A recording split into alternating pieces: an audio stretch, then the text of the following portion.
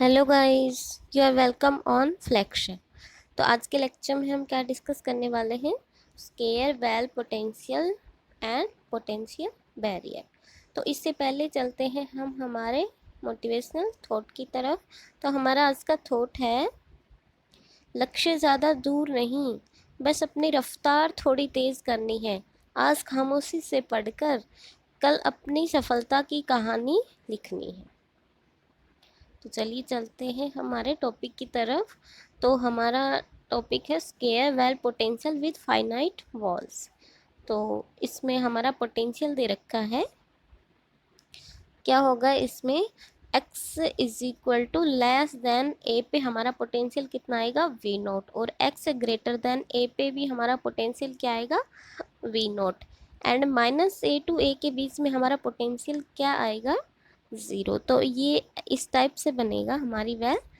ये क्या हो गया? वी नॉट, और इधर भी वी नॉट, और ये माइनस ए टू ए। यहाँ पर अगर हमारा पार्टिकल होगा तो उसका पोटेंशियल कितना होगा? ज़ीरो। तो इसमें दो केस बनेंगे। एक तो जब हमारी एनर्जी क्या होगी? पोटेंशियल से इस वी नोट से कम होगी। ये फाइनाइट है, इनफाइनाइट पोटेंशियल नहीं है। तो एनर्जी दो केस में डिवाइड होगी। एक तो इसमें जब हमारी एनर्जी पोटेंशियल से कम होगी, यानी हमारा पार्टिकल क्या होगा? यहाँ पे बाउंड होगा। और सेकंड केस क्या बनेगा? जब हमारी एनर्जी पोटेंशियल से वी नोट से ज़्यादा होगी, यानी यहाँ पर हमारी एनर्जी लाई करेगी। तो इस केस में क्या होगा? हमारा पार्टिकल अनबाउंड होगा। तो सबसे पहले हम बाउंड केस के लिए डिस्कस करते हैं। हमारा ये पार्टिकल यहाँ पर है और इसकी पोटेंशियल क्या है? ज़ीरो है। एंड इसमें क्या केस बनेंगे? एक सिमेट्रिक और एक एंटी सिमेट्रिक। तो उसका वेव फंक्शन क्या होगा?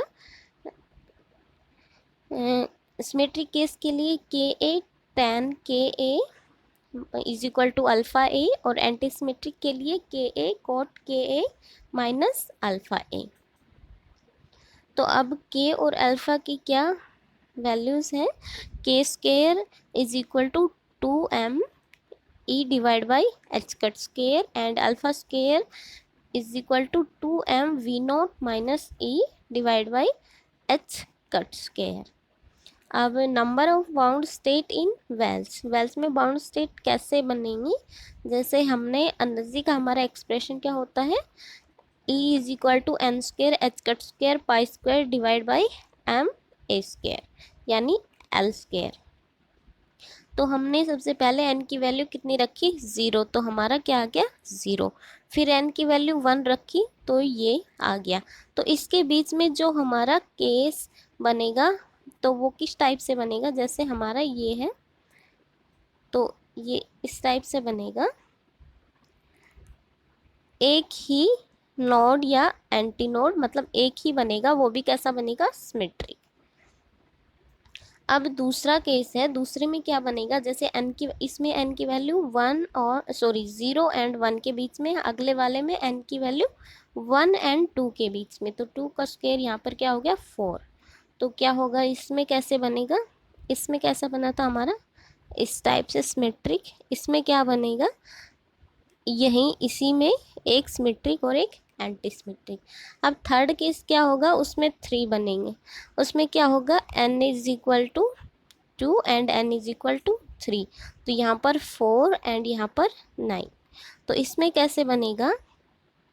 इसमें ऐसे ही बनेगा। उसमें 3 क्या होंगे? इस टाइप से 3 केस होंगे, तो इस टाइप से बनेगा। तो ये किसका केस हो गया? हमारा एनर्जी जब हमारी कहाँ लाई कर रही थी?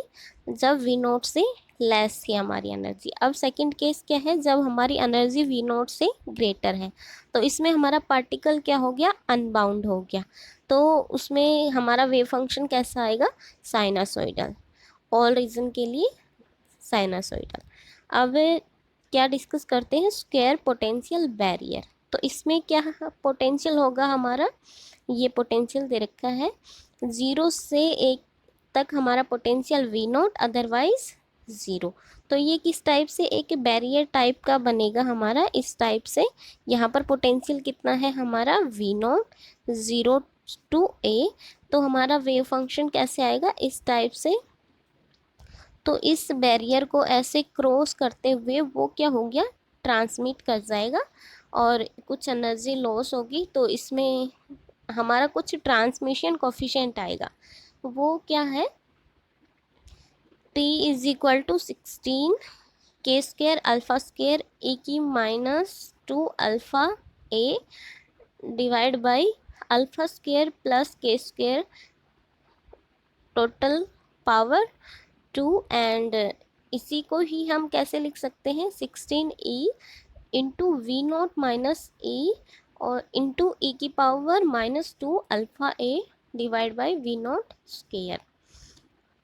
अब ये अल्फ़ा और के जो हमने पिछले वाले केस में डिस्कस किए थे, इनकी वैल्यू यही आएगी, अल्फ़ा और के यही यूज़ होंगे। तो आज के लेक्चर में इतना ही, आगे आने वाले लेक्चर में डिस्कस करेंगे। So thank you for watching.